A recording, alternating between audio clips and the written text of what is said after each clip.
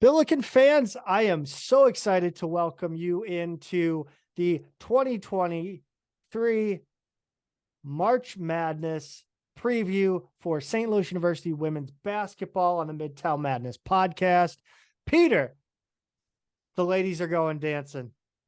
It's incredible, Zach. And we've got some really, really good conversations to get everybody hyped for it. A little midweek snack between regular episodes, between games, and before this Tennessee game. I think we've got some, it's a good mix of, some SLU people, some Tennessee people, information, vibes. We've got it all. The vibes. I want to talk about vibes because I got to tell you this Julia Martinez conversation, maybe one of my favorite chats we've had. I don't want to get into long form interviews, but this is like short form. This is one of my favorite. So much fun. She's special. She's we all know on the floor that she's such a crucial part of this team's identity and the run that they've been on and everything like that. But now you get to hear her and what she's like off the floor and kind of what makes her tick.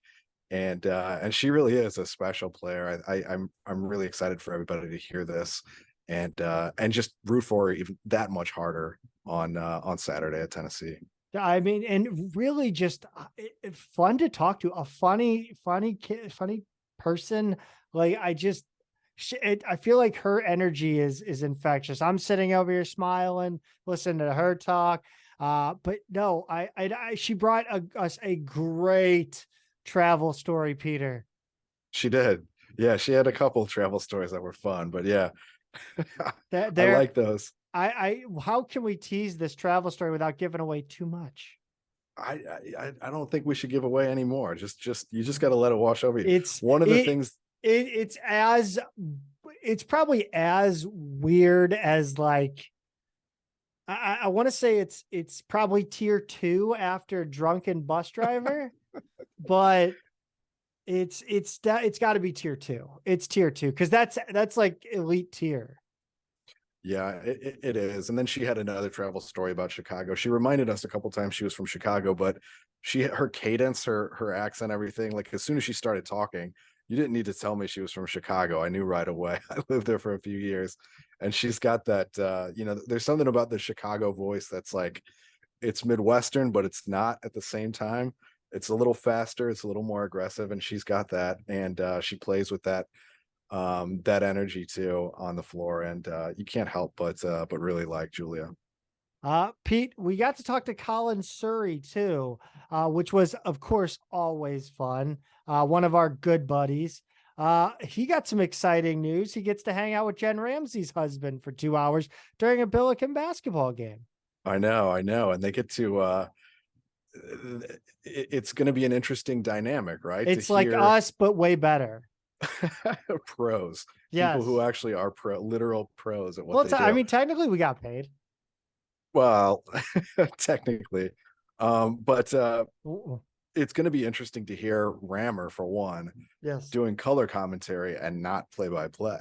And it's also going to be interesting to hear Colin doing play-by-play, but sharing the mic, right? I mean, I'm not just, obviously he's done it already with you, but yes, that's right. He has. He's developed a whole cadence and a style, like especially doing baseball and softball, where you've got to fill a little bit more time between plays. And then when you're doing basketball by yourself, it's a much different pace than when you're handing it off to somebody else every play, right? So it's going to be interesting to see him flex that different skill. Yeah, I just kind of when I did it with him, I just kind of let him run, and I just said something kind of that I thought was funny. And talked about spin moves and some actions. I said actions a lot, so I think I did well. But no, super, super fun to talk to him. What? We're rambling. Let's get into it. We got Colin Suhre first. We've got Julia Martinez second. And finally, to talk a little bit about the Lady Vols, the underdog Lady Vols, we've got Nathanael Rutherford.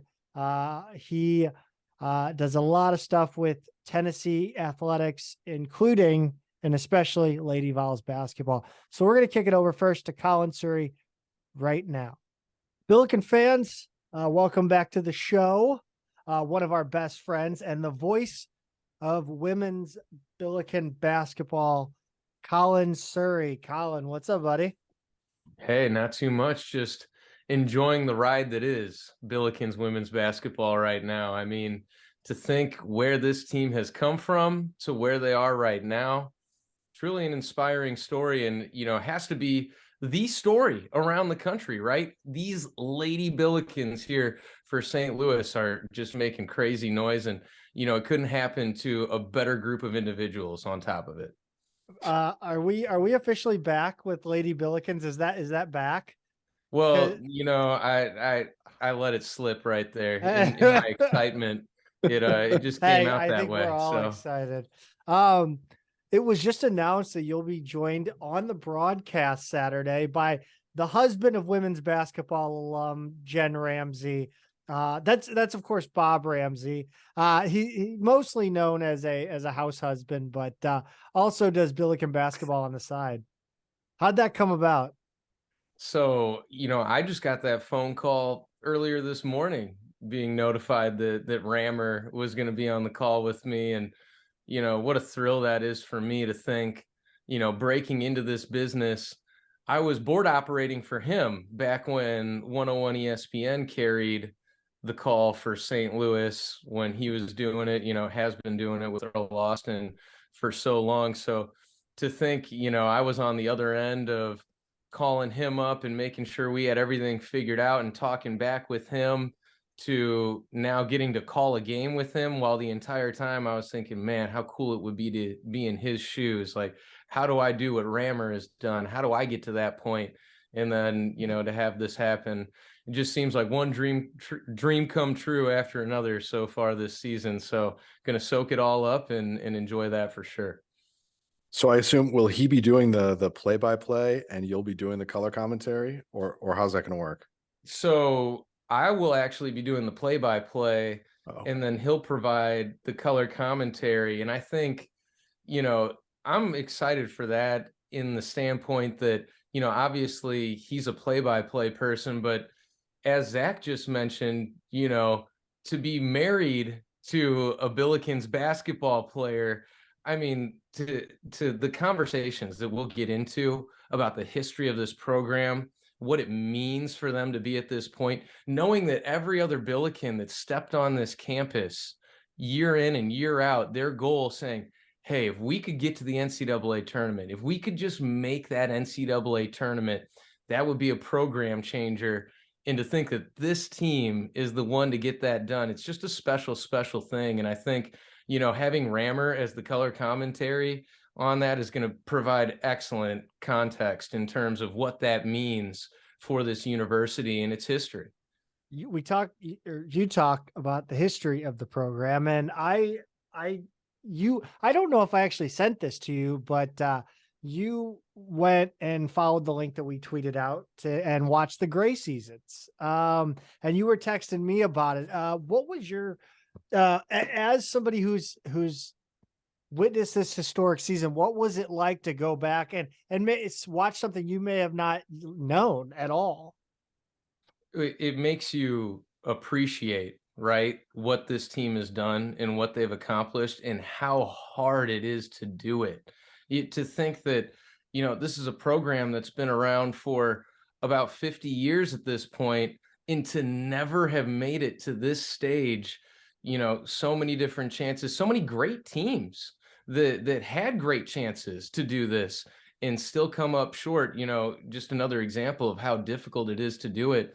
But the grind that these ladies go through day in and day out, and in the human aspect of all of this. And that's one of the things that I've praised Rebecca Tillett for the most, is having that well-rounded approach to her coaching and understanding that the mental space of her players just as important as their skills. You think about the beginning of the year, it's not as if they had two key players hurt or something like that, and all of a sudden they just got healthy at the right time.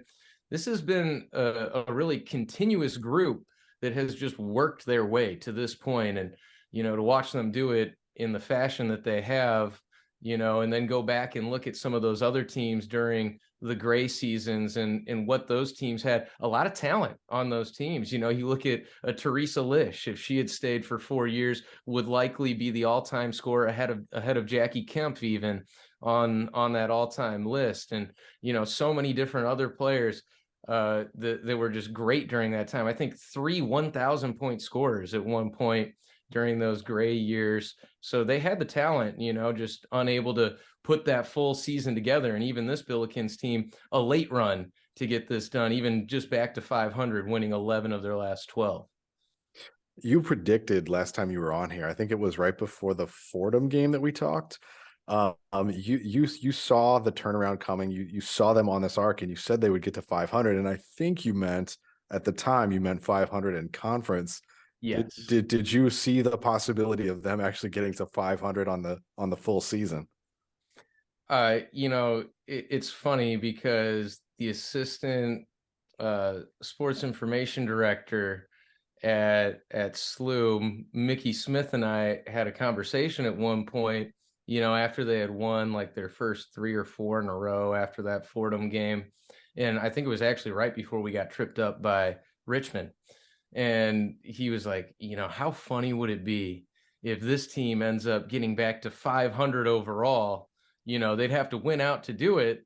But I mean, how crazy would it be if this team actually did that? And I mean, here we are with them actually having accomplished that. So it's just a crazy thing to say that I could see it coming would be just a bold-faced lie. I mean, there's no way that you just with confidence say, yes, this team is going to win 11 of 12. But, they gave reason to believe in them the entire time. It's not as if this was a listless team that was just fumbling through game after game.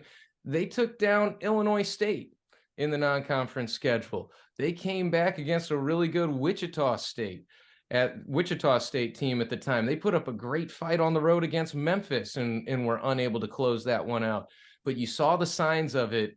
And when they've put this all together and the consistency of it is really the most impressive thing in my eyes, to be put in so many adverse situations where, it's not as if they're winning these games all by 15 points, right?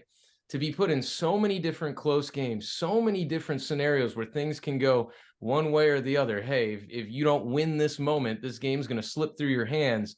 And they just rise to the occasion each and every time. And I think that's what makes this such a fun team. And for fans, I mean, what a great team to be a fan of. Some of the characteristics that they show, the heart, the determination, the willpower that this team possesses. They're an easy group to get behind. I just sitting here, listen, it's just insane that we're here. And, heading into the A10 tournament, this team wasn't, I keep saying this, it wasn't a fluke. This season wasn't a fluke.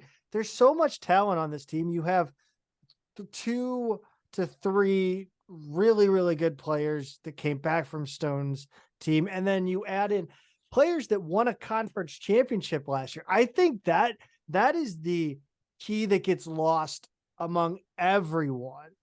I mean, this team was whipping the ball around in conference. I don't how? Well, it's interesting what you bring up, that, each of the different parts of this team had something where they could kind of give to the other part of the team, right? This is something that Brooke Flowers and Kyla McMakin have talked about extensively throughout the season in different post-game press conferences, that, the SLU people that have been on campus for 4 years, the Julia Martinez's, even 4+ years, the Brooke Flowers, the different players like that, they knew something that the Longwood players didn't know, what it was like to be at St. Louis and what it was like to compete in the Atlantic 10 and what it was like to go up against the UMasses and the Rhode Islands of the world. And then the Longwood players came over having won a championship and being able to share that experience with the rest of the group and what they learned on their way to that. And so the way that this team has come together, and instead of, building up those walls, they have worked together and used each other to stand on one another's shoulders in a way that, you can't get this done in the way that they have without being totally selfless in that way, right? And back to another point that you brought up, here recently, that it's not as if this was a fluke and this team doesn't have talent. And that was one of my key storylines in the championship game against UMass, was that SLU and UMass are the only two teams in the Atlantic 10 that have had 3 different players named A10 Player of the Week. They're the only 2 teams in the Atlantic 10 that have multiple players inside the top 10 in assists. I mean, to your point about this team whipping the ball around, the ball movement has just been outstanding. And the way that this team gets the ball out on the break, some of the outlet passes that this team can make, I mean, there are passes that Julia Martinez makes that physically, I don't know if anyone else in the conference can make them, because she has so much velocity on her passes and then the pinpoint accuracy on top of it. And I think it's been one of those things where, she is such a good passer that it's taken the rest of the team a little bit to adjust, like, oh, okay, if Julia's got the ball in her hands, I better have my head on a swivel and ready to receive the ball, because at any given moment, that thing could be right on you and have a scoring opportunity like we saw late in the season. One of the things I want to touch on that a little bit earlier in your answer there was about the two sides coming together, right? Like the Longwood coaches and players, the transfers coming together with the people who had been at SLU. And that was one of our questions for Coach Tillett when she came in, was kind of, how do you make sure it's not too clubby, like all the Longwood people coming into a place where some of these other women have been for 3, 4, now 5 years? How do you blend that together? I've noticed that she's done a lot of different, I don't want to say unconventional, but it seems like she's really done a lot of things to get them together off the floor in different ways, whether it's a lot of community service I see them doing. They've had guest speakers come in on like leadership and other subjects. They did that, the military training kind of stuff. Obviously, there's the ongoing mindfulness exercises that they do, but that's a separate thing altogether. What have you seen, not just from what Coach Tillett has organized, but how have the players sort of taken it upon themselves to make sure their culture came together this season? Well, it's so true what you hear people say, that teams take on the personality of their head coach. And, that tone is set from the top down, just the inclusiveness that Rebecca Tillett has for this entire team. I think it would be easy to lose a player like a Cheval Gull in the mix of everything. And, she's from Istanbul, Turkey. And there have been a lot of tumultuous things that have gone on over there over the last calendar year, specifically within this basketball season as well. And Rebecca Tillett has continuously made it a point to really stay up with her and support her emotionally and with whatever else she might need.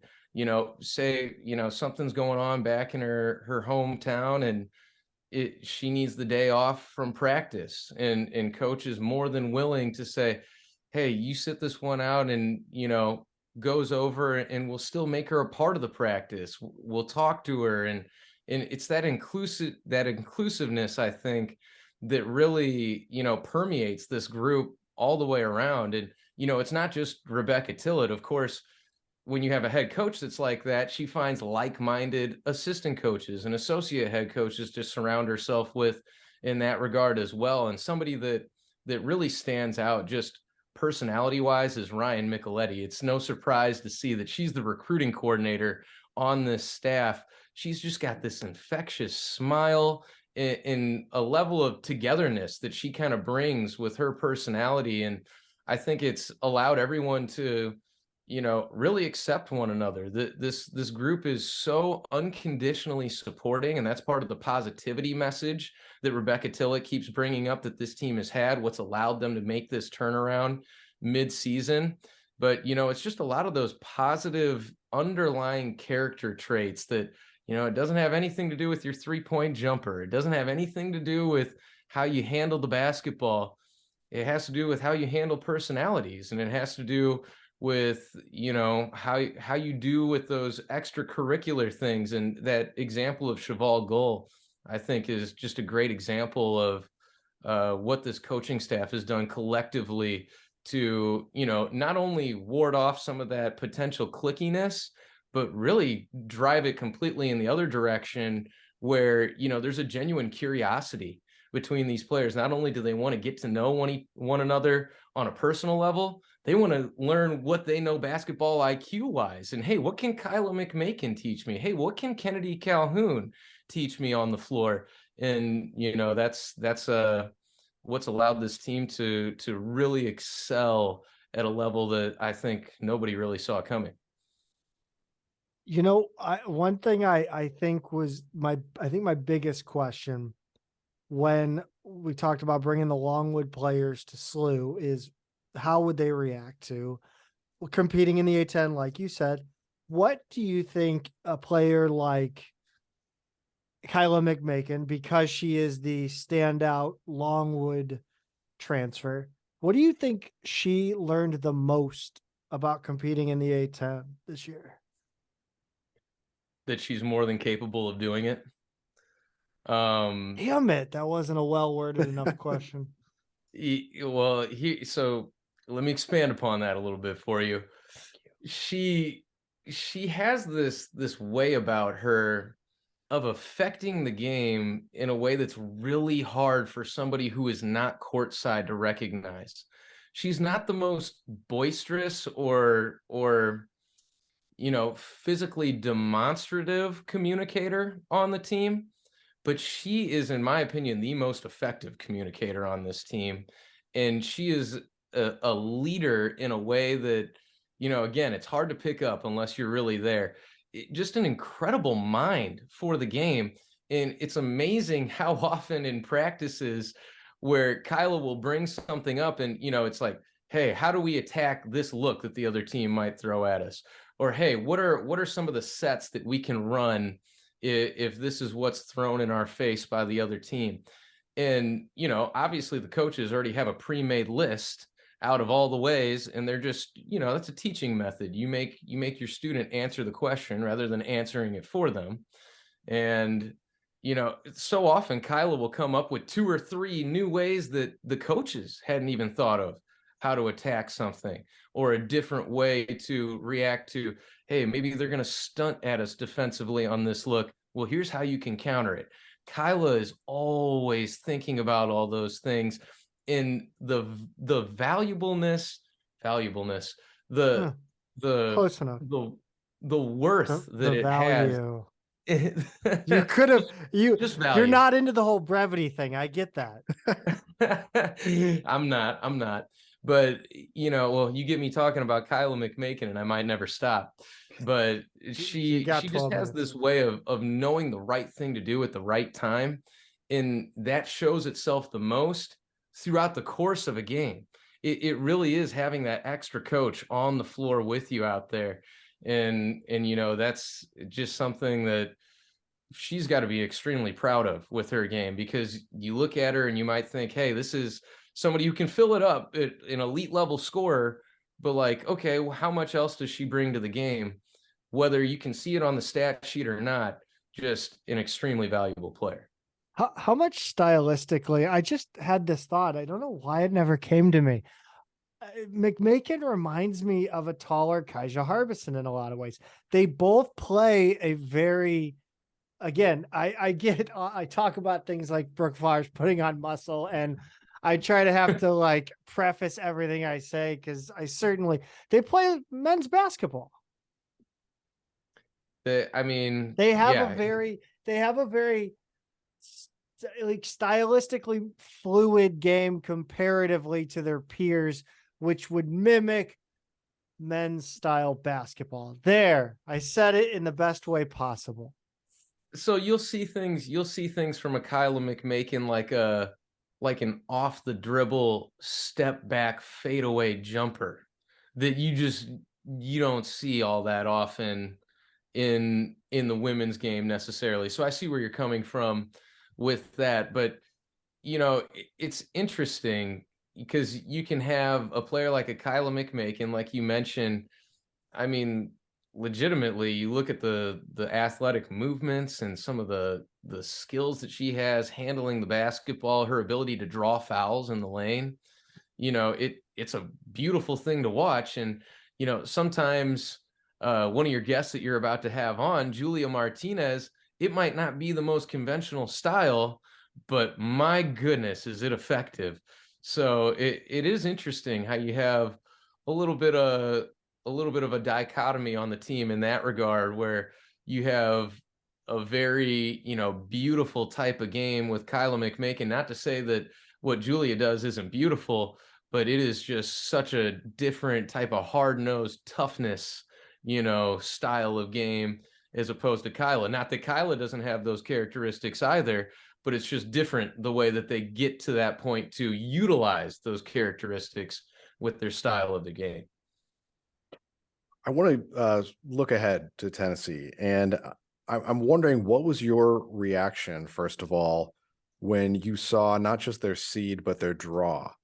I know that there were some predictions that had SLU as a 15 or a 14 or whatever. They wind up a 13 and playing, kind of the original blue blood in women's basketball. So what went through your mind when you saw that come across? Yeah, I mean, first of all, just so excited for this team to get this experience to take on the Lady Vols. And, maybe they're not excited about having to travel to Knoxville to do it, but it's going to be an experience that no doubt they'll never forget. But you bring up the seeding. I mean, a bit surprising, right? To see them all the way up as a 13 seed. From what I understood, talking to league officials, is that there was no chance for them to be in a play-in game, that the automatic qualifier for the Atlantic 10 was exempt from that play-in game. So that's why we knew, you mentioned a 15 or a 14. That's where my head was at as well, was, do they fall at that 15, 14 range? And, to see this team as a 13 seed, maybe a little bit surprising in a good way. They still might be team, underseeded. Well, the way they're playing. It's interesting because how do you look at a resume, right? Do you look at its entirety, or do you look at what this team is doing right now? Sure. This team is playing at a 13 seed level, no question, because I would say that's about a 12 or a 13 is what you would have expected UMass likely to be if they had gone on and won the championship. But, also a lot of those committee members were looking at, hey, if that's what we saw UMass as, is a 13 seed, and this team beat them twice down the stretch, then this might be a legit 13 seed. And then this is the result. So basically right at that top 50 kind of mark, basically. Yeah, which, if you think about where this team was outside of the top 200 in net at one point this year, to make that kind of a meteoric climb, incredibly impressive. And with those rankings, you can't throw away the non-conference games, right? With the net rankings and so forth, but you get that human element involved, and they see, okay, well, this is clearly a different team than what played in the first half of the season. And I think that's what allows for this team to get the seeding that they did. What do you know about Tennessee? Zach and I did kind of we record on Sunday nights, and so we had very little time between when the seed was called and when we recorded. And from what we can tell, they've got a lot of size. Obviously, they played a really tough schedule. They're battle tested. They always are. And they have a couple players who can really go off, who are both about 6'2". So I'm kind of wondering what else you might be able to tell us about them. Yeah, so those two 6'2" players that you're referring to, Rakia Jackson and Jordan Horston, are absolute forces, but they get it done in different ways, despite having that same 6'2" frame. Jackson is much more of a traditional post type player, but Horston, who is listed as a guard, but she really plays more like a slashing three position out there on the floor. She's an outstanding rebounder. She's the best rebounder on the team and really wants to get the ball inside. Jackson, the player listed as a forward, is actually the better 3-point shooter of the two and the better free throw shooter. So it'll be interesting to see how SLU wants to go about trying to create that matchup. I think that Flowers does have the mobility to stick with the Horston if they did want to create that matchup. But then it really begs the question of who would you put on Jackson? So, I would lean towards, seeing that Flowers Jackson matchup, but you never know. It could change throughout the game, and it could be a potential switching situation if they're in ball screen actions with one another. But, stylistically overall for this Tennessee team, a little bit similar to SLU. They're not built to be a team that beats you from the perimeter. They want to win the rebounding battle. They want to really get at you down in the painted area. They want to get to the foul line.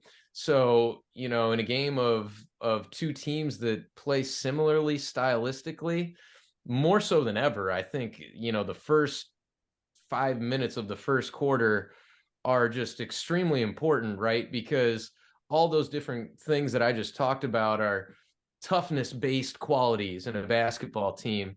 And you can bet with the size that you talked about for this Tennessee team, obviously being a Power 5 perennial powerhouse, they are going to bring plenty of not only that size, but it's the athleticism that goes along with that size that sometimes is the difference. It's not as if SLU hasn't gone up against really good 6'2" players all year, but they haven't gone up against a player, at least since the non-conference schedule, that can move like Jordan Horston can at 6'2".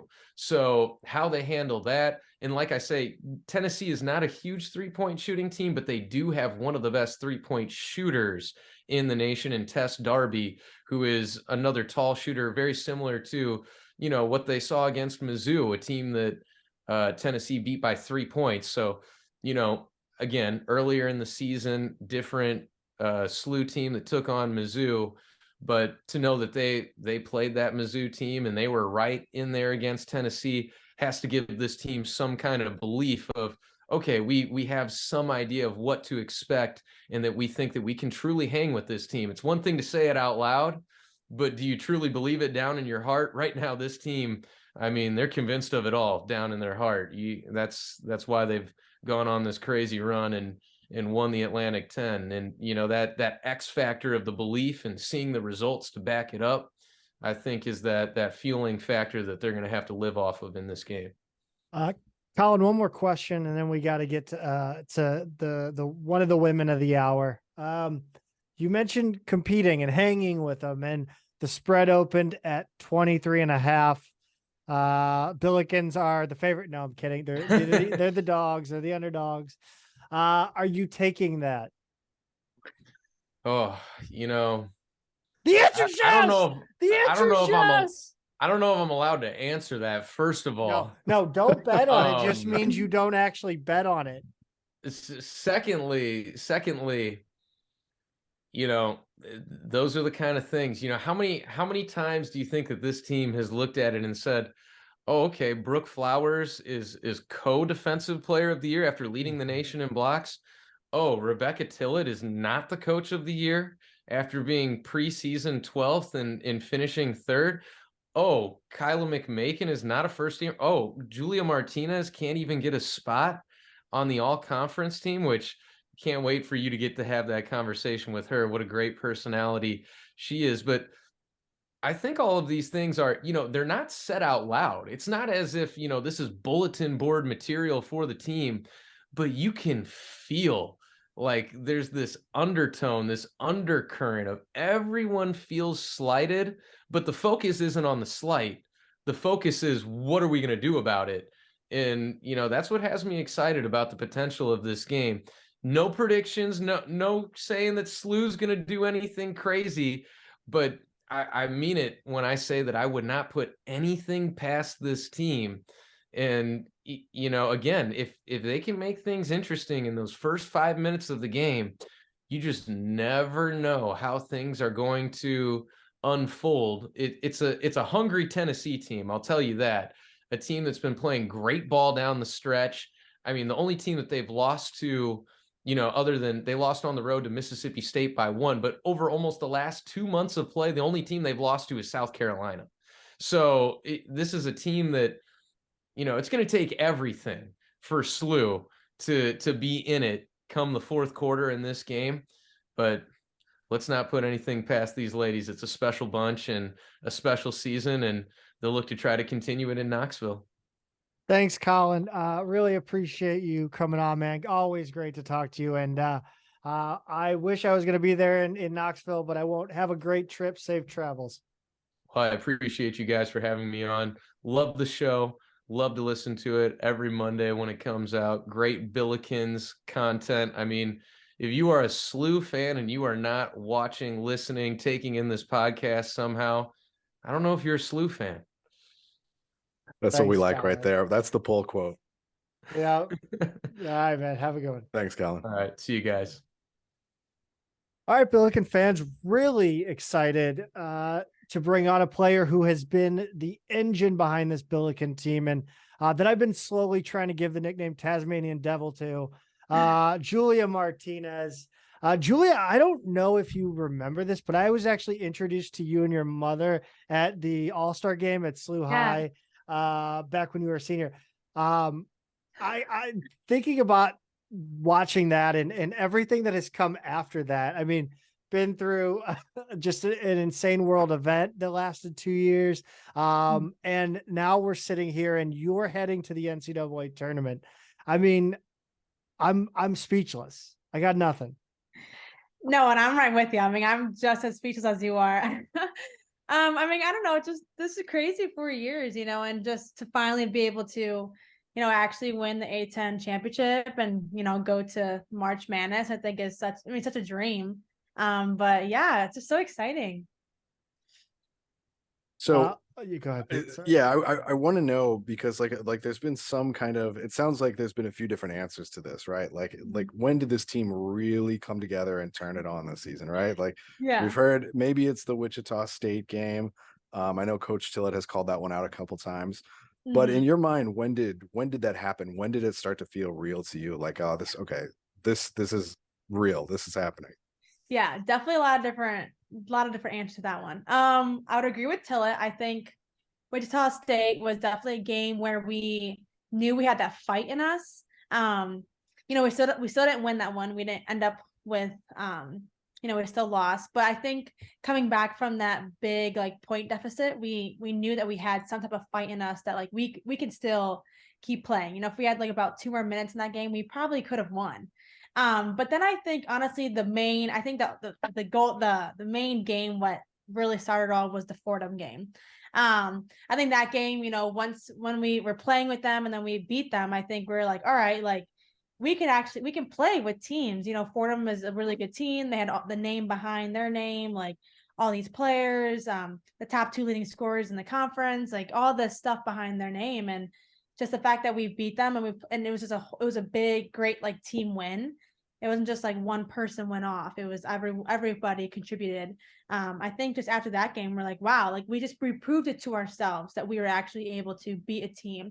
There's been so many times where we came so close into beating someone or right there, but we lost. But I think finally Fordham, we did it, and we're like, all right, we can do it. Why not keep doing it again? And it's kind of what happened.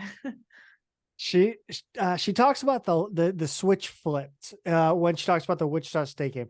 I was at the Loyola game, the first game in conference, and that was not fun. I'm sure you agreed. You were in the midst of it, right? But what changed? We talk about the switch flipping. Everybody's talked about when it switched, but what changed? I think it just really was just our mentality. I mean, I think the whole entire year we knew we could do it. But just it was kind of everyone all right, we're just sick of losing, just sick of losing, and just we're hungry, right? We're hungry to win. We're hungry to have success. We're hungry to again prove to ourselves, prove to other people that we are a team that can win and have great success. So I think our practices elevated. I just if you walked into the arena while we were practicing, it was just louder, just more people are just sweating on the floor, diving for the ball, and just overall everyone elevated. And then from there it was just kind of all right, it's just the attitude and just yeah, the fight we had in us just grew so much more than it was in the beginning of the year. When we saw that non-conference schedule come across, we thought like, okay, this new coach is crazy because like this is a harder schedule than we've ever seen SLU play. Mhm. And I think the numbers bear this out. It wound up being kind of a harder non-conference schedule than anybody else in the A10 played either.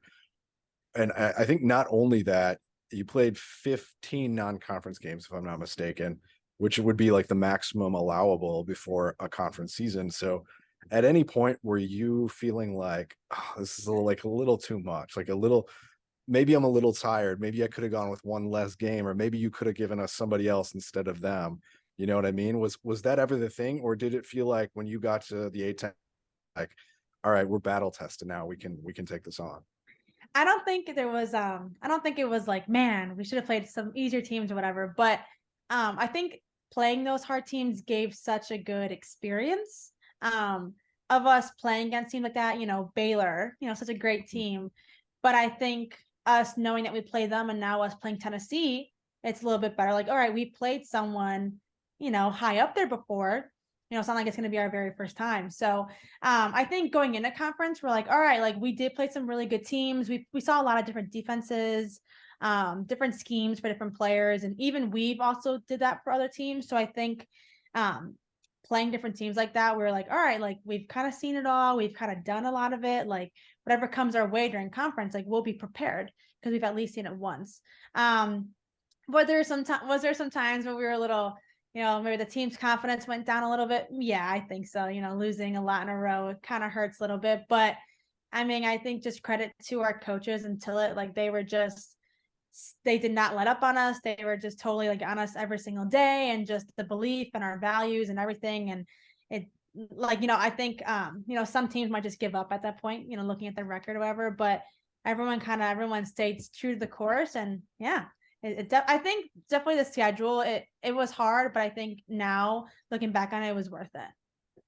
One thing I've really enjoyed when watching you play is kind of your unorthodox style offensively. I mean, you have put some insane English on the ball to get it to spin in from a bank below the rim. I don't understand it, but like, where did this come from? Like, where did this style come from? I think I described it as like giving somebody a basketball and a hoop and just telling them figure it out without them ever seeing basketball and practicing for 10,000 hours and becoming really freaking good at it. Mm-hmm. Honestly, I think my biggest struggle my whole life was I was able to get to the basket, but then I just go way too fast that it's hard for me to finish sometimes. So, I mean, I think I worked on my layups so many times in my life. Do I get lucky sometimes that it just happens to spin in there? Perhaps, but I mean, I just really focus on, getting to that target, the top of the backboard, the corner of the little box to bank in there, whatever. I don't know. I think it's just my biggest thing in my head is like, all right, like to get to the basket, to get an open layup, and then the finish will just hopefully be there. And I think sometimes it just happens to roll in there or spin in there. I don't know. I can't give you a definite answer of where that came from. It just kind of popped up. Have you ever tried to model your game on anybody, or has it just kind of come together the way it has? It kind of just came together. I think there was definitely a lot of women's basketball players that I watched, but no one specifically that I was like, oh, I wanted to be exactly like her. I think each year there's kind of been a different style of Julia a little bit. If you go to my freshman, sophomore, junior, now senior, I think just each year I've just really tried to work on my game. And I think this year is just a big step in just of like how hard I was playing out there and just kind of giving it my all. And I think overall that kind of elevated different parts of my game. But yeah, no one really specific exactly who I would base off my style of game of. Zach and I have occasionally made the Jordan Goodwin comparison, just I've because been of like hearing that. the way that you guys impact the game. It's like, they can make plays with the ball in their hand, like make that pass. They get rebounds, they get offensive boards, they get after it on defense in a way that like you never see. So that's one that we've been going back to a lot this season. I'm glad we're not the only ones though, that we're not crazy. Yeah, no, I've heard that one before. I mean, that's a compliment. Thank you. I appreciate that. He's a great player. On the defensive side, I've started calling it the counter press because it reminds me of playing defense when you lose the ball in soccer. You seem to relish going after the steal off of a turnover or a defensive rebound.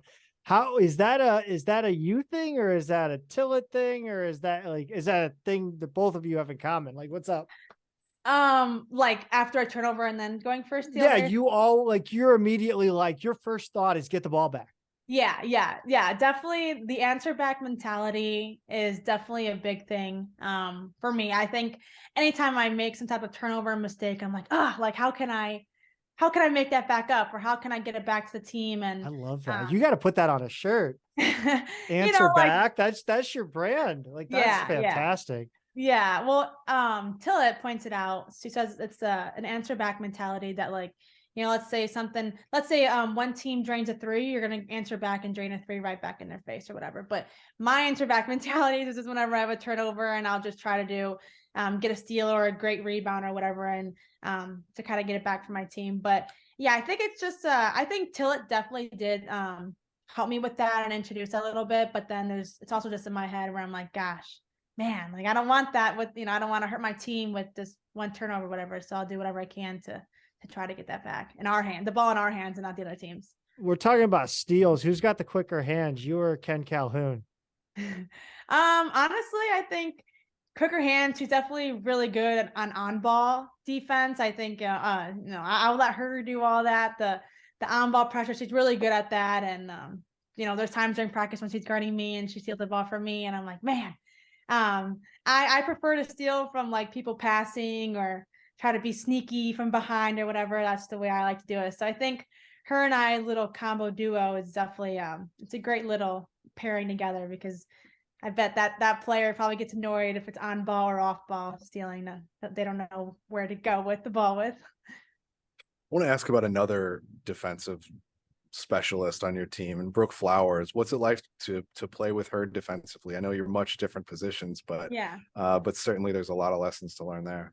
Oh, I love playing with Brooke. It's so nice because, obviously you don't want your player to beat you to the basket, but if they do, I got her in the paint there to have my back to get a block, or, it's kind of scary to go in there and see a 6'5" player in there and you get scared, nation's leader in black. So definitely I love playing with her on defense, and she's also very vocal, really loud defensive leader. So she'll call out screens, so it's not like it's a blind screen that I get hit with or anything like that. But having her in that paint is so helpful to our team for sure.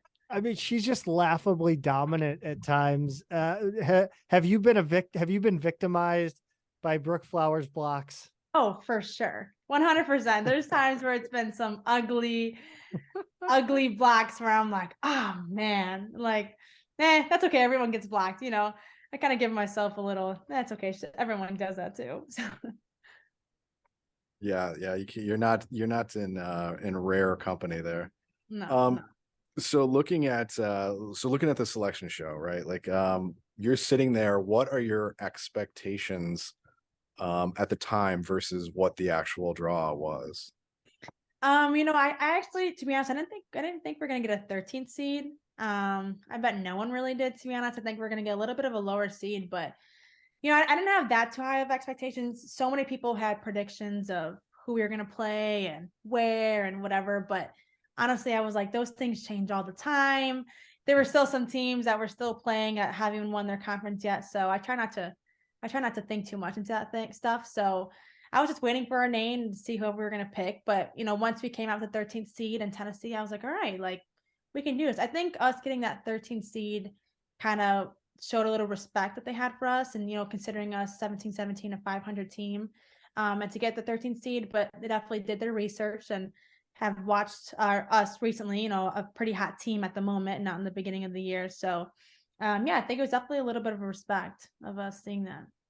Yeah, I'm sitting there watching the selection show, and I go, after ESPN forgets to put them in the bracket a week ago, they're gonna make them the last team against Iowa, aren't they? That's what they're gonna do. And I sat there, and then as soon as I said that, popped up in the bracket. It was it was amazing. What was your reaction to Tennessee?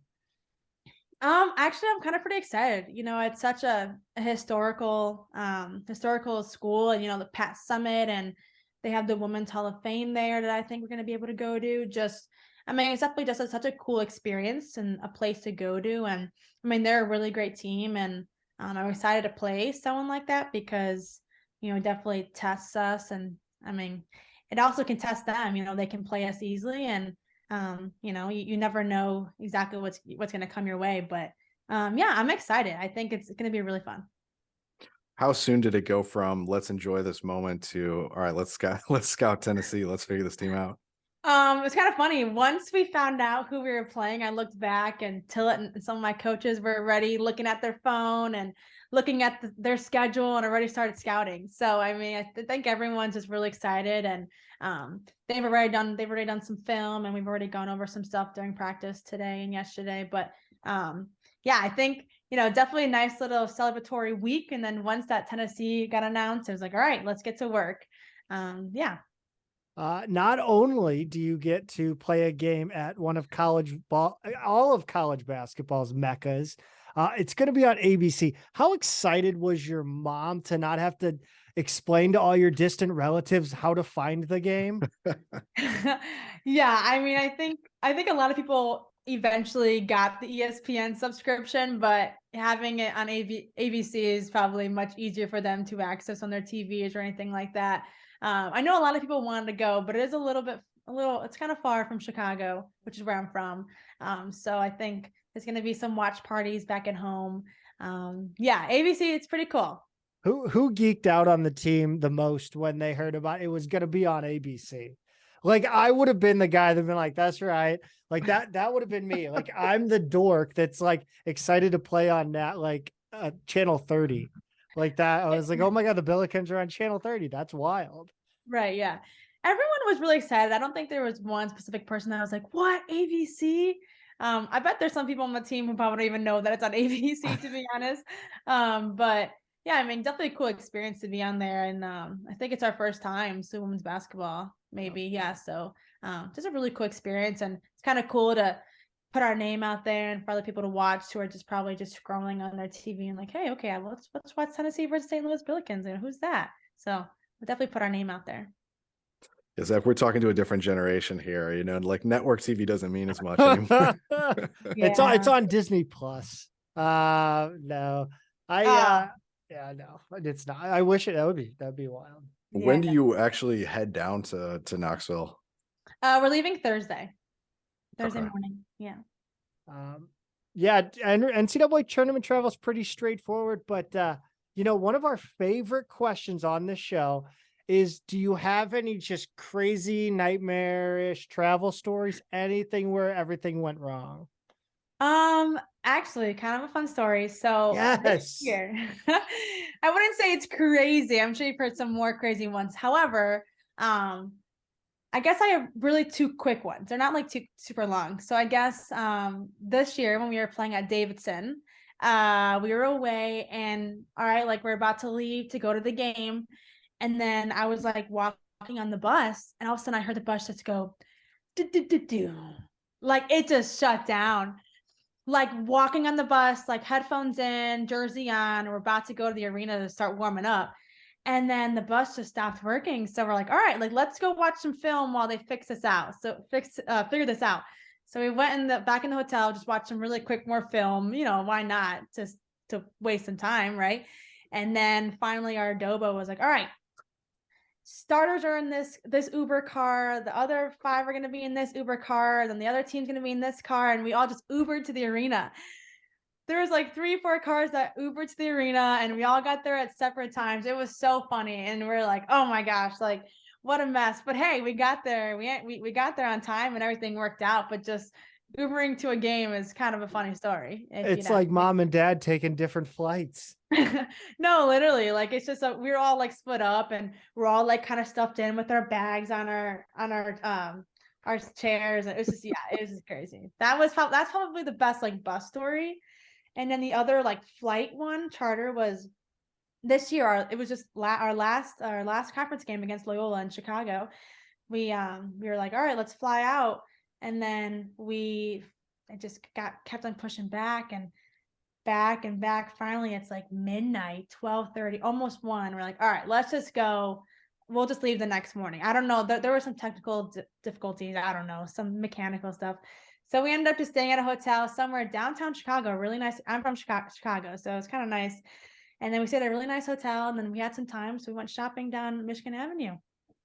That you're Nice. making lemonade out of lemons. I love Exactly. I bought a nice pair of Jordans at the Nike store. So I was like, all right, this is not too bad.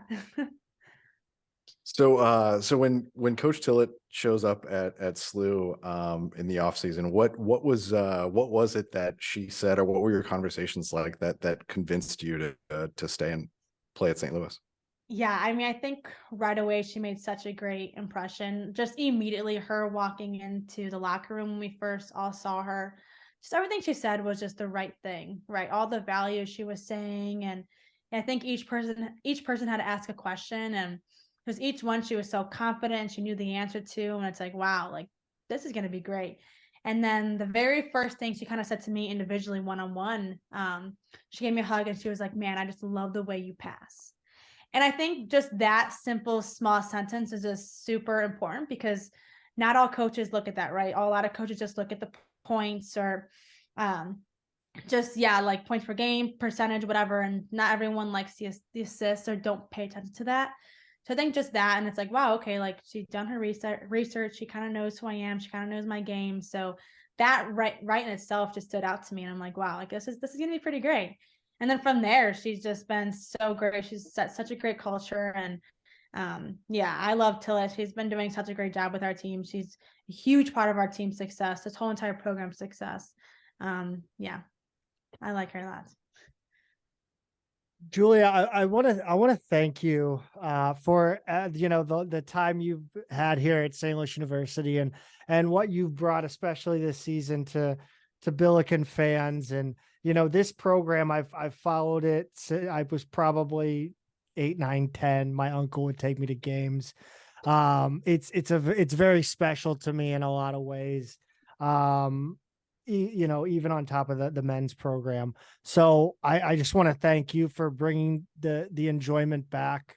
I did enjoy it, but I mean, this has been on another level for me of enjoyment with this team. And I can't thank you enough. And I'm so excited to watch on Saturday. Yeah, no, thank you. I really appreciate it. I mean, it's been one hell of a ride, and I'm just so happy that it's now finally all coming together and things are exciting, and more and more people are coming to our games and we're getting more attention. So it's exciting, and I mean your support is super, super grateful. Thank you. Thank you. So what are your plans for I don't want to look too far ahead, but what are your plans after this season look like?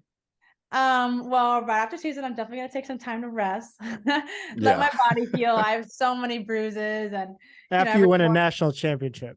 Right. Yeah. Every morning have a little aches here and there. So definitely gonna take some time for myself and rest, heal a little bit. And then I do have another year of eligibility left. So I'm not gonna make any announcements on here of what I'm gonna do. But well, I mean, you know what? I'm just throwing out there. We'll take the announcement either way on the show if you'd like. We can talk about that later. We'll talk about that later.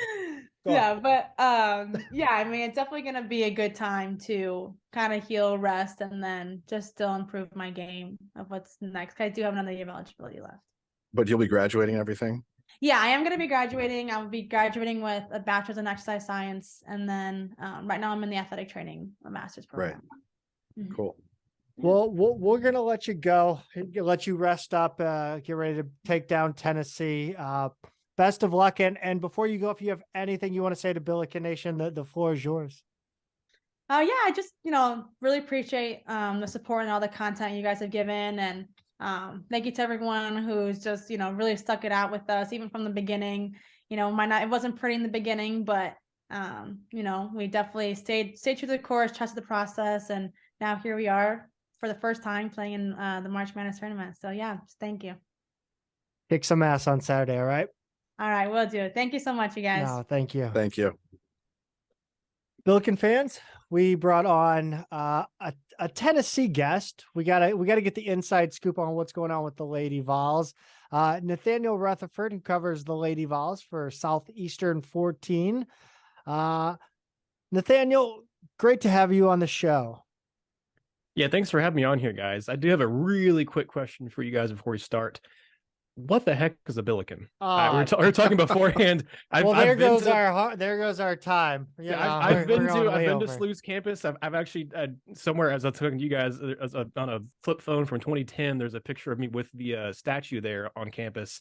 But I should know. I feel like what a Billiken is, but I don't. So we're looking at two of them.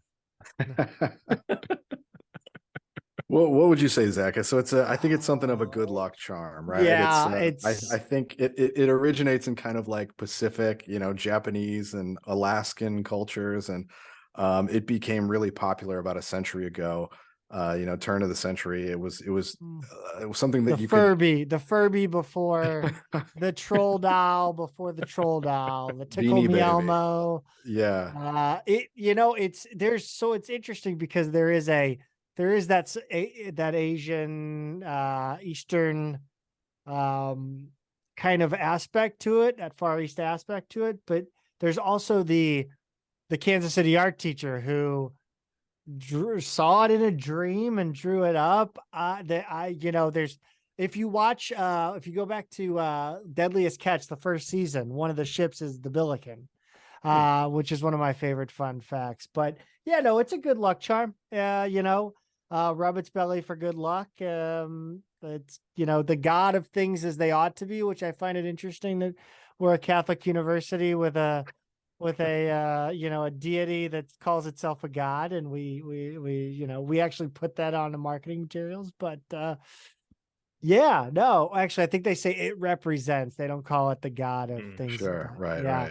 right. But yeah, Nathanael. Oh, sorry. Isn't it like it's good luck to acquire one? It's like better luck to have one gifted to you, and it's the best luck to steal one, or something like that. Yes, to have it. Yeah. Yes, it is. Which those three things, like the first two are they go together, and then like stealing it. Why would you? I'm like, what? No, okay.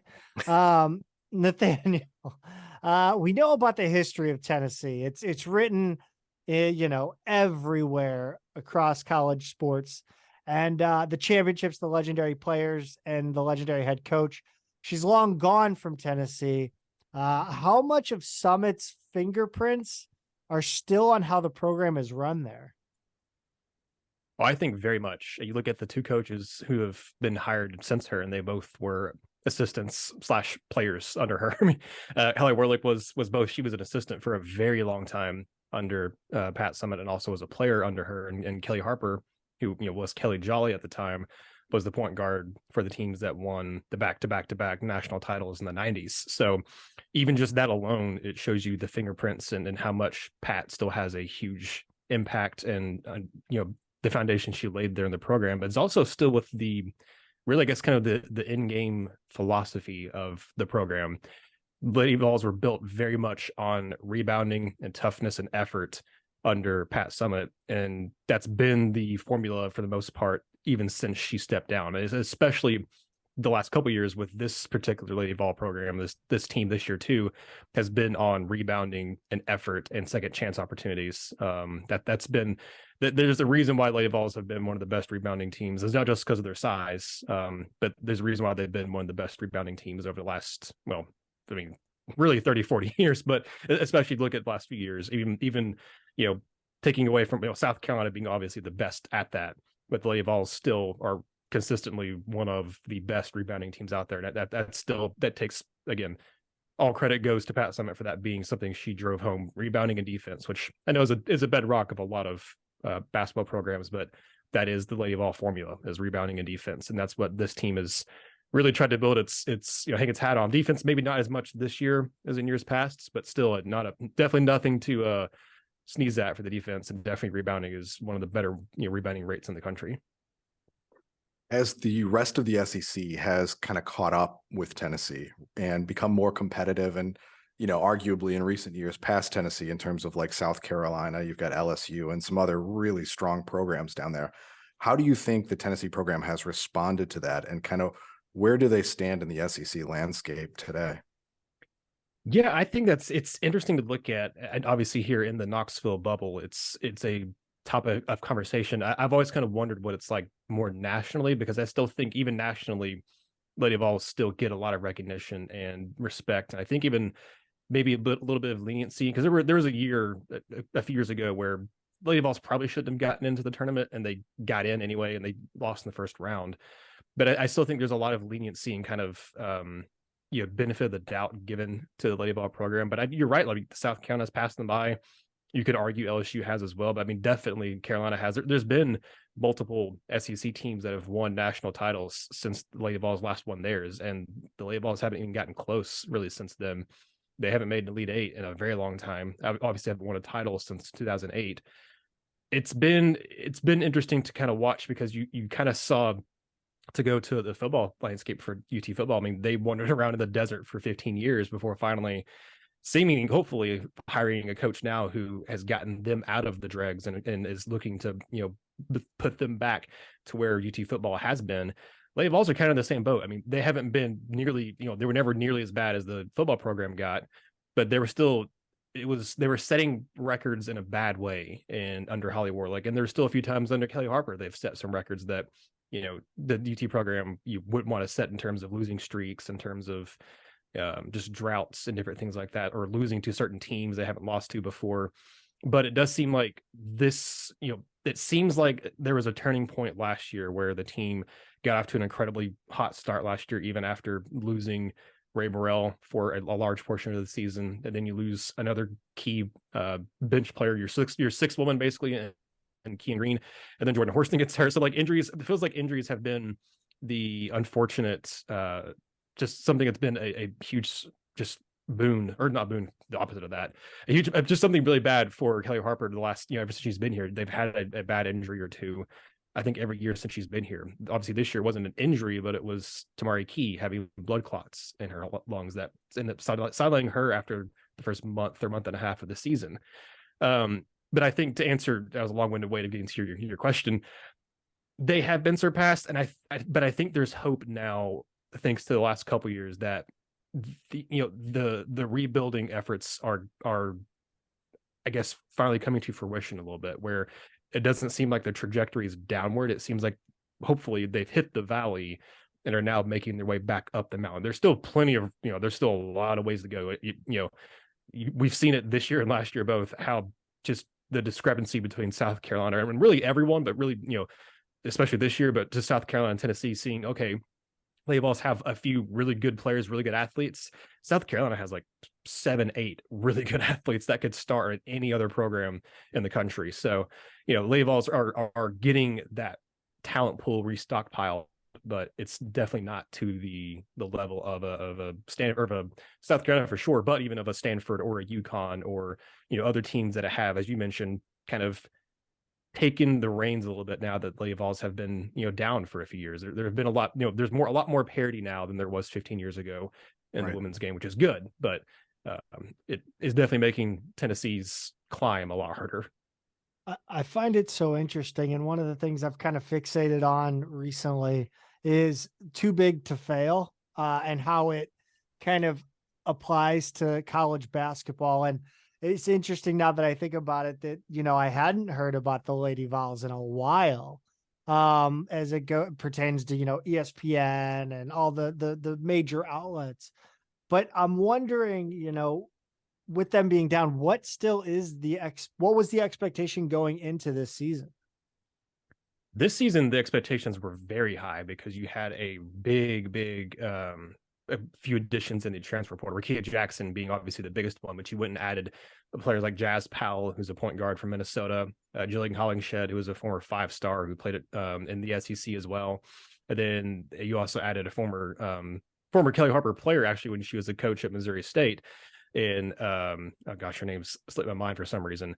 But you went and added some really big pieces to this team from the transfer portal, along with 5-star Justine Passat he's a recruit as well. And you returned a player like Jordan Horston, who is All-American caliber, all SEC caliber. She does basically everything. She can score, she can rebound, she can steal, she can assist. Like she can play really 1 through 4 on the floor. And you return a few other key pieces, that were good depth pieces that were freshmen that were a year older. So the expectations, I think, for this year were probably, maybe it's slightly unfair, but I think a lot of people were thinking Final Four this year for this team as a potential. Lady Vols haven't been there in a long time, but you look at a lot of the pieces you returned, you look at a lot of the players you'd added, and you had what looked like on paper a roster set to be one of the best in the SEC. Now, they did end up being one of the best in the SEC, but they had a huge, as you guys probably know, a huge struggle earlier in the year because they were very new. You had a lot of players returning, but you had a lot of players returning in different roles, and you had the new players you brought in obviously playing in different roles. The chemistry was not there. There was a lot of different issues with the team, and they had the toughest schedule I've ever seen a team have. And obviously, it was the number one strength of schedule in the women's game this year. But you look at the teams they played at the beginning of the season, man, they played teams that are like multiple teams that are number 1, number 2, number 3, number 4 seeds in the tournament right now. You're looking at Stanford, you're looking at Virginia Tech, you're looking at Indiana. You started the season with Ohio State. I mean, that doesn't even include. There's other ones I'm not even that I'm like blanking on. They did beat Colorado, who was again an NCAA tournament team. Then you get into the SEC play. Of course, you play South Carolina twice. You end up playing them you play them twice because you play them in the SEC tournament title game, but you also had UConn thrown in there too. I mean, they had a brutal schedule, especially early on. You played LSU a couple of times as well, ended up beating them the second time. But I mean, you look at the number of top 15, top 20 teams that the Lady Vols played this year, and it was incredible. And the majority of them were in the first month and a half of the season where you were trying to figure things out. And then you also ended up again losing Tamari Key for the season, kind of near the tail end of all that. So I think the expectations going in this year were very high. And I think now looking at the bracket and the draw they have, I don't know that they'll reach Final Four, but I feel more confident now that they can at least get to the Sweet 16, which is not where, historically is not the expectation for the program. But I think given everything that happened this year, where the team is now, I think fans would accept a Sweet 16. I don't know. I think they would be, I don't know about happy, but they'd say, okay, that's a good job considering everything that happened. Getting to an Elite Eight would be very solid because that would be your first Elite Eight in a very long time for this program. Getting to the Final Four obviously would be incredible because you would probably have to beat UConn to get there. And of course, Tennessee and UConn, one of the best rivalries in sports, period. So, but I think the expectations were very high to at least be top 2 in the SEC, and they were very close to that. They finished top 3, obviously made it to the SEC tournament title. And I think Final Four was what a good chunk of people were thinking could happen. But again, that can still happen. I mean, the tournament hasn't even started yet. One of the things I noticed, you're talking about all those opponents and their strength of schedule, just how tough it was. One of the things that jumped out to me when we first got the draw, and Zach and I recorded our show like literally 15, 20 minutes after we saw SLU's name come across with Tennessee. On that schedule, Tennessee did lose to all those ranked teams, like it just seemed like there was kind of a, like where they are now, right? Like at the bottom of the top 25, it seemed like anybody above that, they just couldn't get over. And they were beating everybody below that, right? How important was it to kind of get that LSU win late in the SEC tournament, late in the year, as kind of a proof of, we're legit, we're still Tennessee, like we're still in the mix here. Oh, it was huge. I mean, you nailed it. I mean, I think there was a collective, I guess, kind of like a sigh of relief, but also just kind of like a, yes, finally, when that game happened. Because for one, it wasn't just that they beat LSU. They had to come back. They were down late in the second quarter by 17 points. I think they were down by 14 maybe at halftime. So they had to make not just a comeback, but a pretty big comeback to come back and beat LSU. And they did it in really dramatic fashion there late in the fourth quarter as well. I think that, and it being LSU, and it being, just the way LSU kind of has conducted themselves this year too, but especially people don't like Kim Mulkey as well. I think that just, it was I think you said, I think it made fans especially, and I think the players too, really feel like finally the hard work has not fully paid off, but like you said, finally showing that, okay, the fruits of our labor are finally starting to produce. We had all these teams at the beginning of the year that were kind of LSU caliber that we could not beat, and finally got a chance to do it again. And the time where it matters most, you're in March, or I guess late February at that point, possibly, whenever it was, you did it when it mattered most in tournament time, and you got the win. And I think you're absolutely right. Like that it was huge to get that win because you hadn't done it before then. Again, a lot of those games that happened when you were early in the season, but that's still not an excuse. That's still like you can count as many good losses as you want to, but it's better to have good wins than not bad losses. So I think, the committee may have done Tennessee a little bit of a favor giving them a 4 seed, but at the same time, I feel like they did earn it by, they don't have a single bad loss on their record, on their resume. And they did, like you said, beat up on everyone else that was, ranked below them. That was a not top 25 team or kind of cusp of the top 25. And then finally getting the LSU victory. So yeah, it felt very much like a weight off the shoulders. I think a couple different articles I saw, I think Cora Hall of Knox News here locally wrote one about, it being that feeling of finally, it looked like, looked pretty dire there in the first half and coming out halftime, but then finally, you could see the light at the end of the tunnel and you finally got a big win to justify, a lot of things that just justify kind of the season and justify the team's confidence in themselves and why, they felt as strongly as they did about themselves going into this year. Right.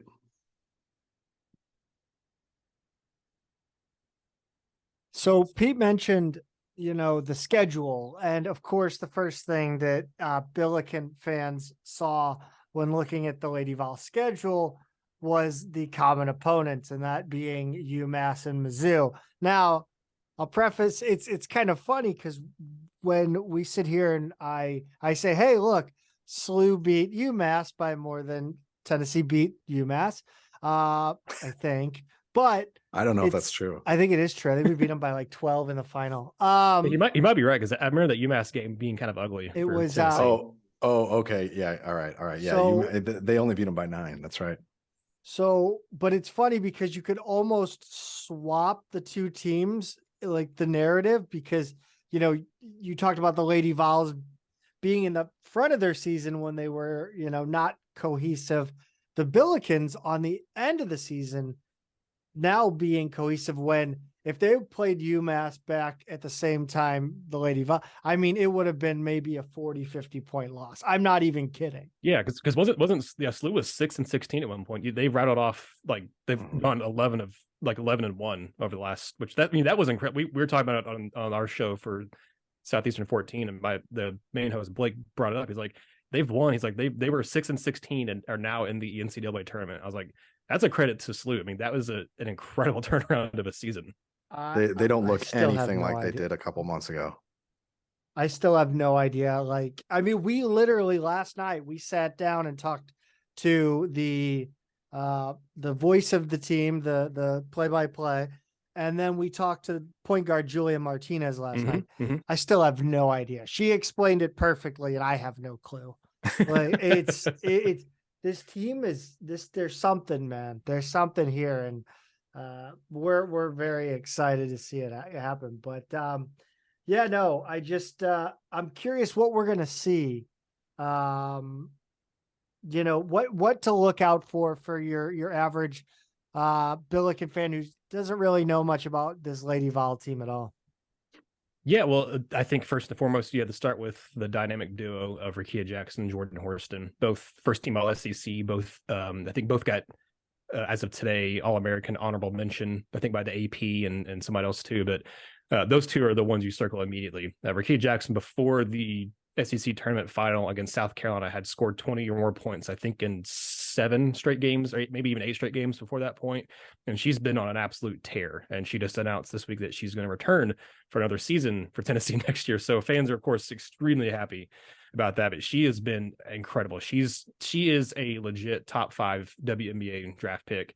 Her offensive game is one of the best offensive games I've seen for the Lady Vols since Candace Parker. I mean, she's phenomenal with her jump shot, their ability to drive to the basket, pull up. I mean, fade away. I mean, she can hit just about any shot. She doesn't shoot that many threes.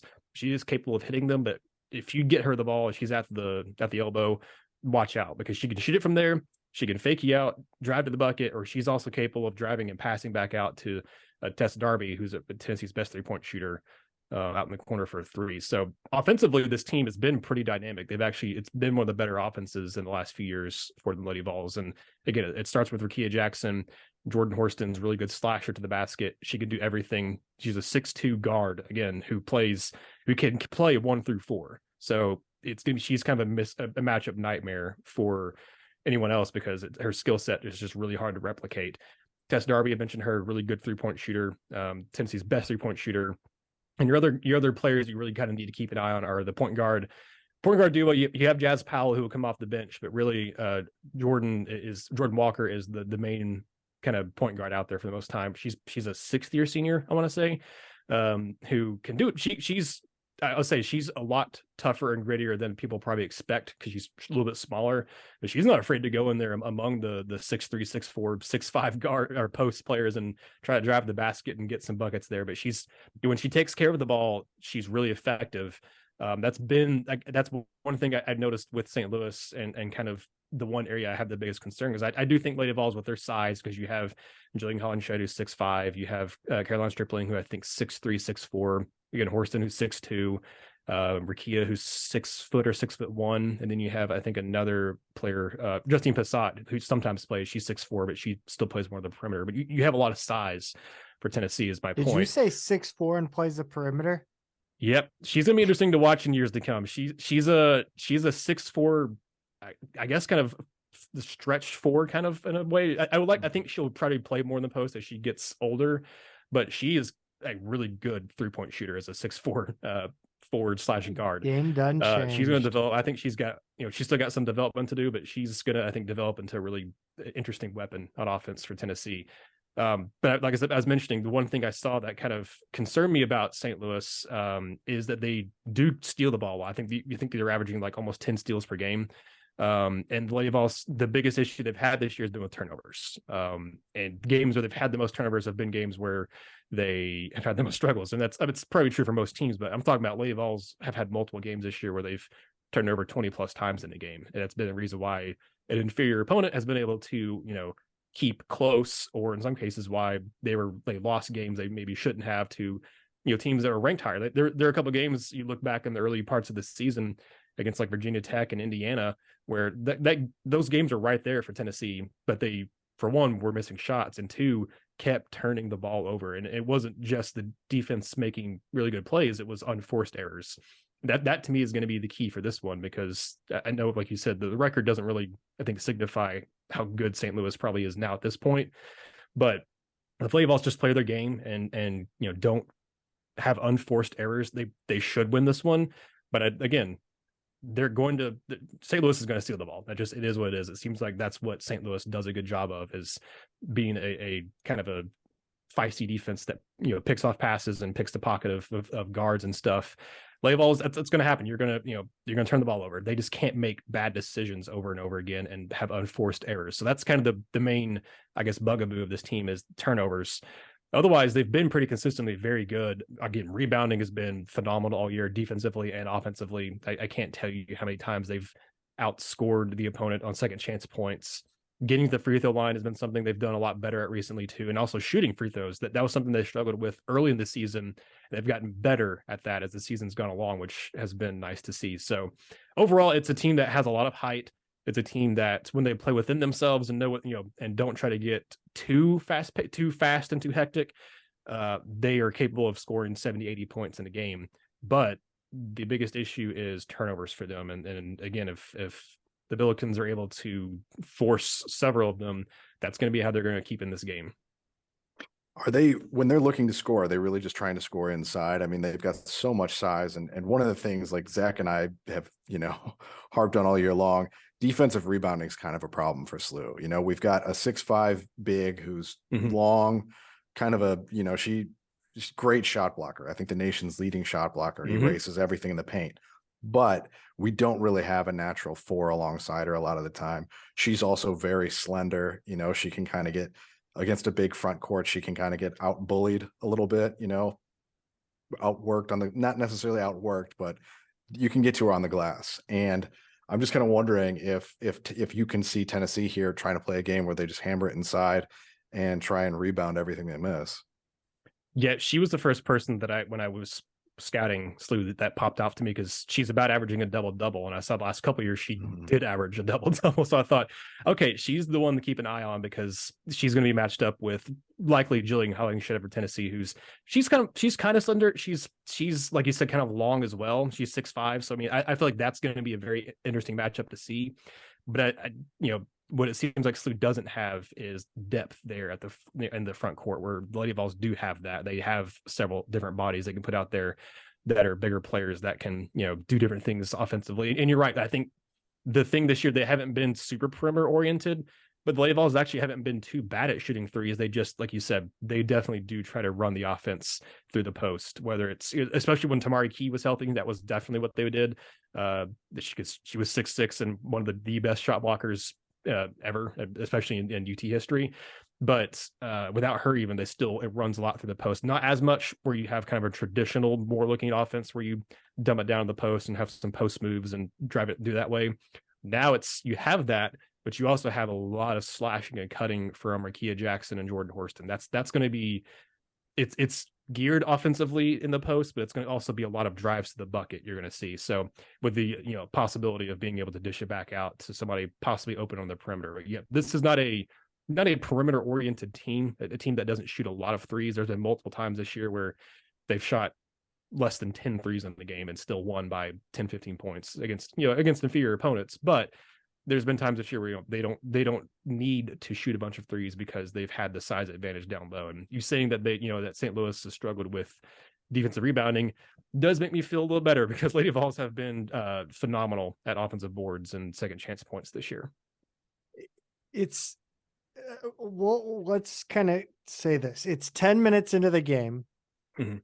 What is the UT coaching staff is completely just puckered. What has happened in this game to the UT Lady Vols? And, why is the coaching staff nervous? So how is SLU going to beat UT? It's going to be because turnovers. Because I also noticed I don't think SLU's that great of a 3-point shooting team either. And that's been something that's kind of hurt Tennessee a little bit this year, is when you've had a really good 3-point shooting teams, it's going to be turnovers. If St. Louis has been able to force a lot of them, or if the Lady Vols are also just turning it over themselves, that'll be why. It'll be that, or for some reason you've had Rakia Jackson or Jordan Horston get in foul trouble and you've not been able to have both of them on the floor a whole lot together.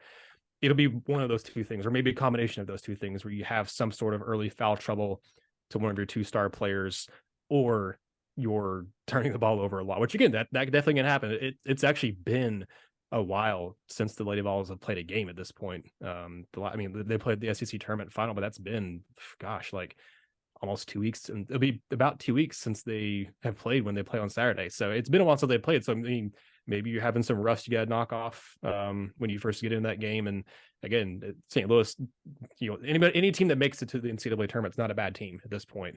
So it's a good team. You've played a lot of teams that are NCAA tournament type teams all year.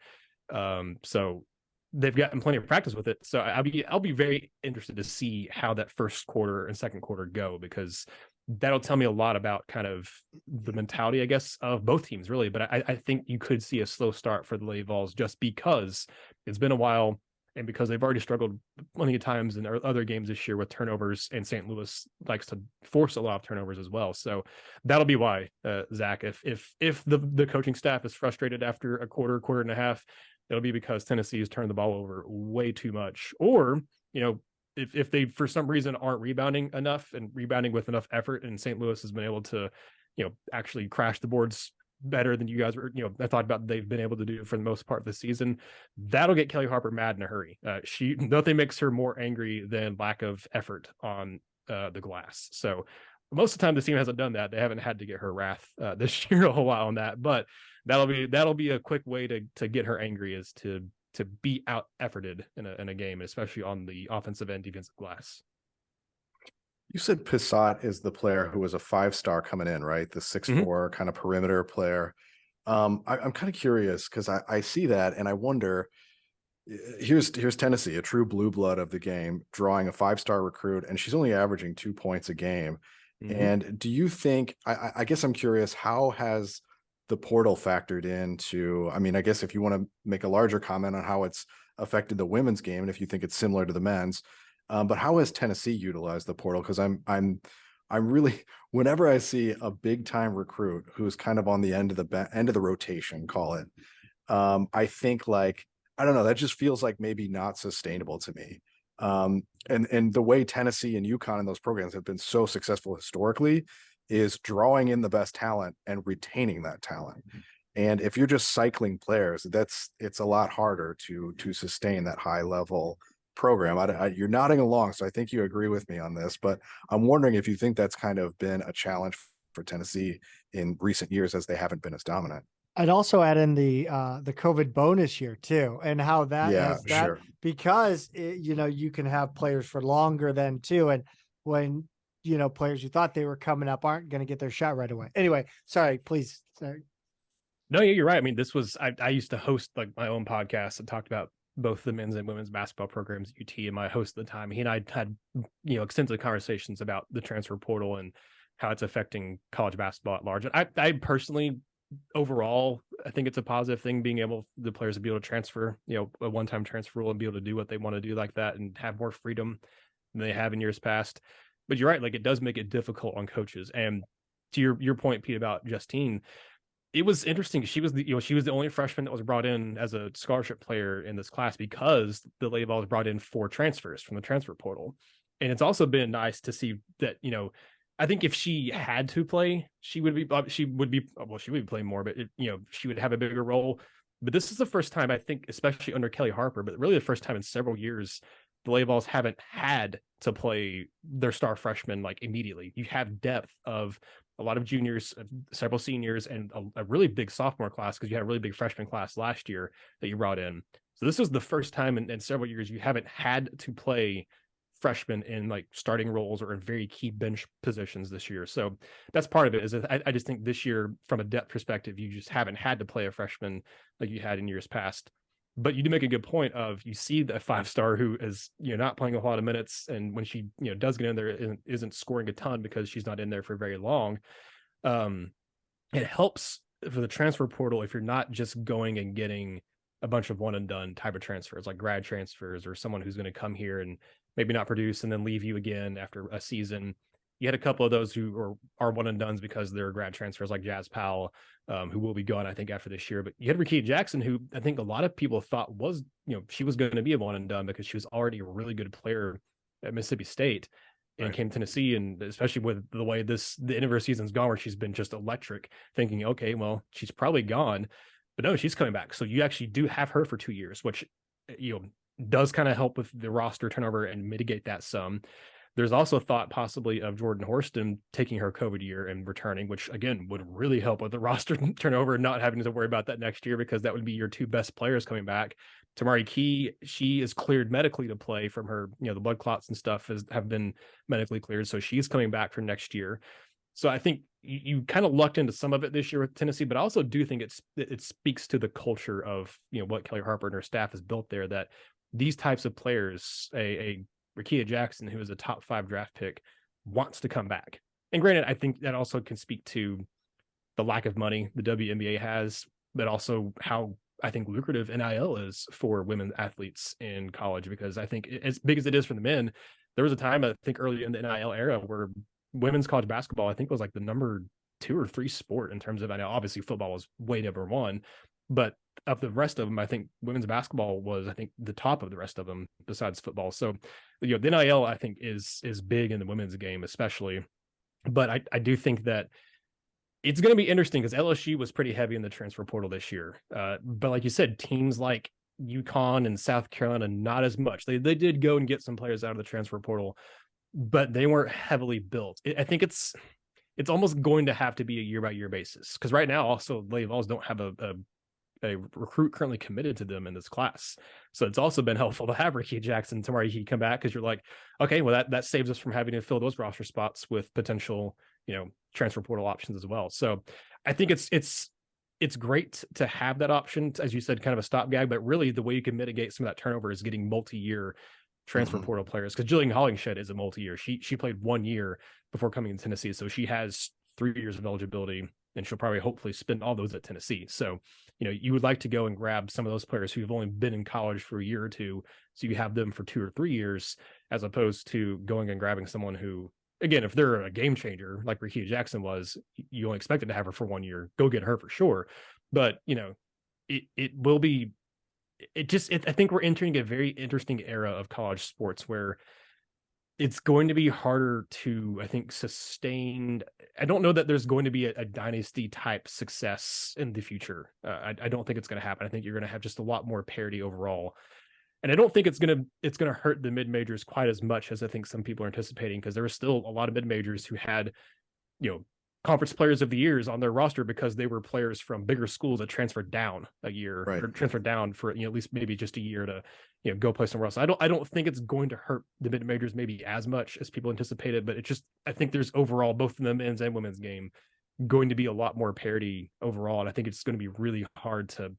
I think what South Carolina's doing right now, they might end up being the last of the women's basketball programs to do this. I don't know that we'll see another Tennessee of the 90s or UConn of the 2000s. I don't know that we'll see, winning back to back or winning, 5 of 7 titles. I think South Carolina might be the last program to do that, because I think we're just entering a different era of basketball.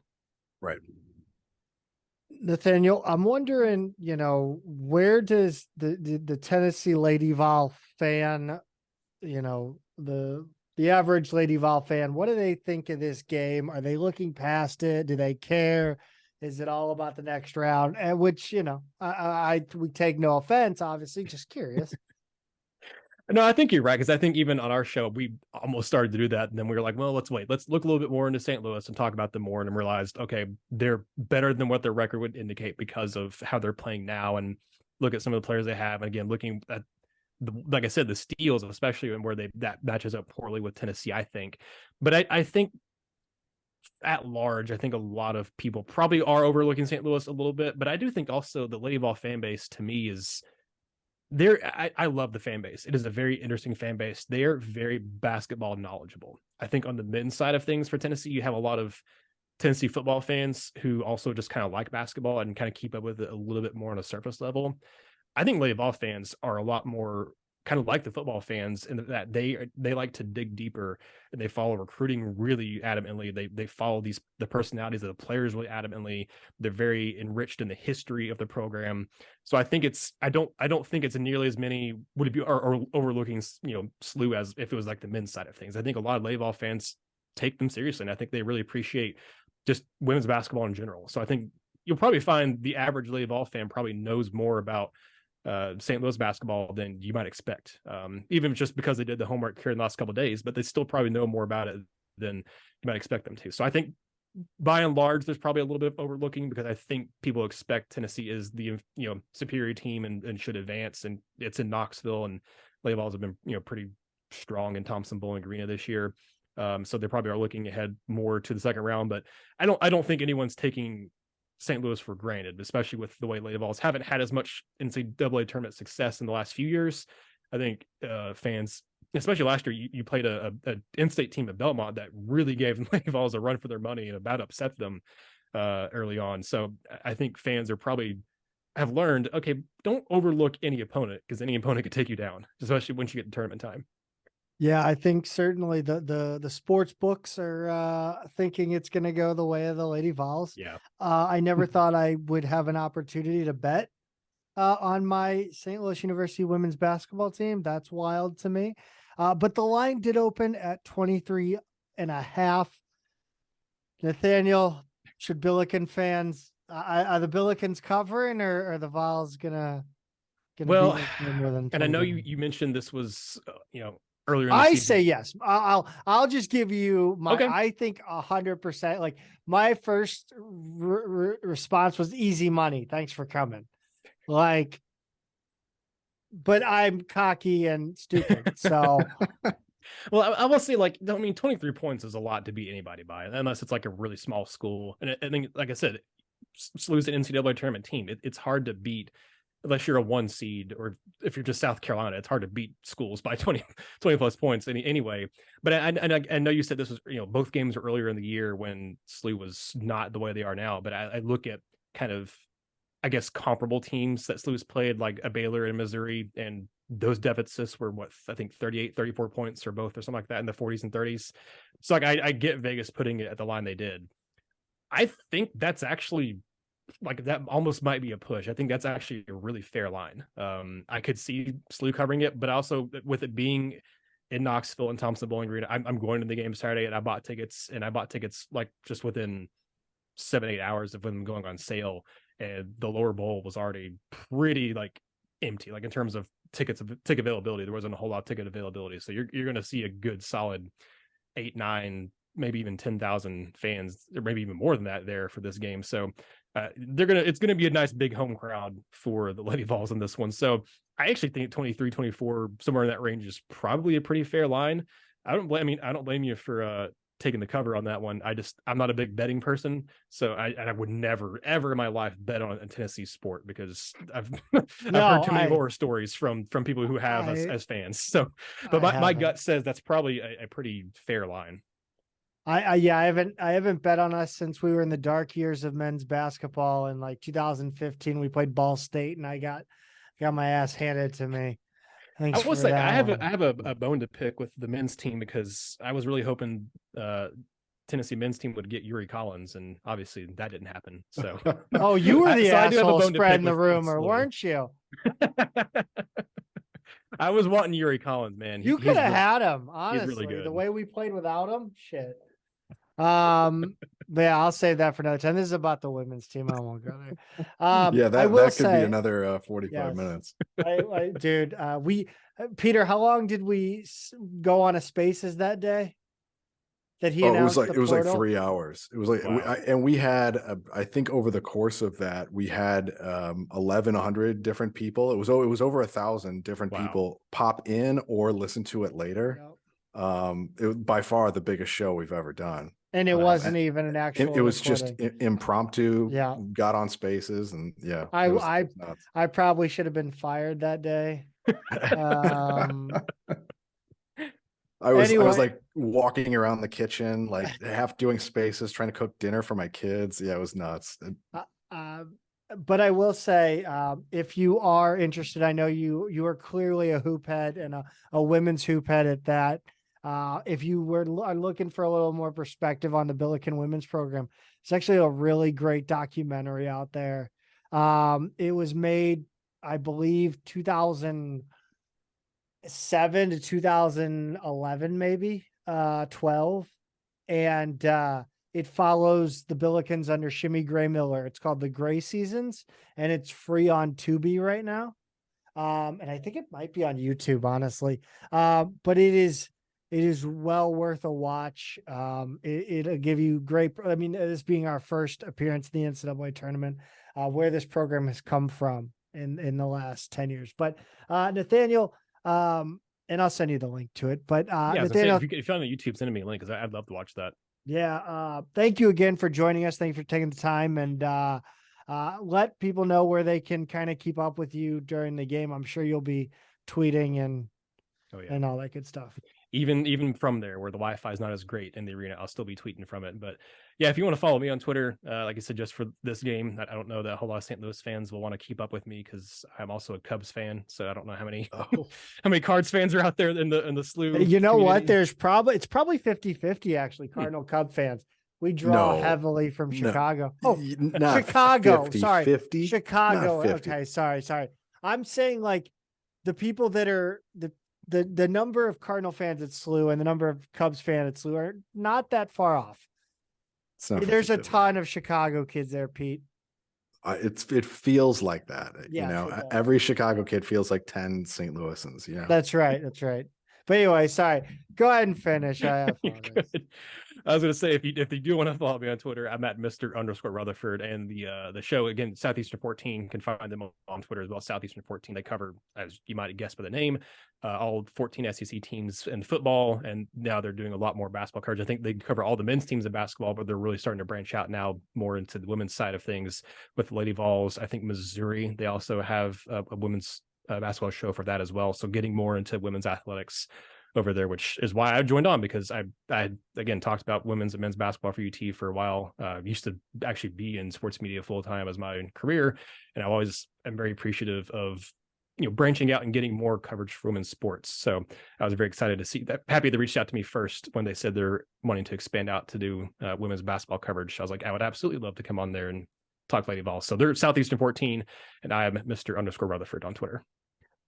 Nathanael, thanks again, and we will talk to you after we win. So, well, maybe I think Lady Vols are going to win, but I'll talk to you all regardless. Thanks. It'll be a fun one. We're excited. Yeah, thanks, guys. I really appreciate it. Thanks. Good luck.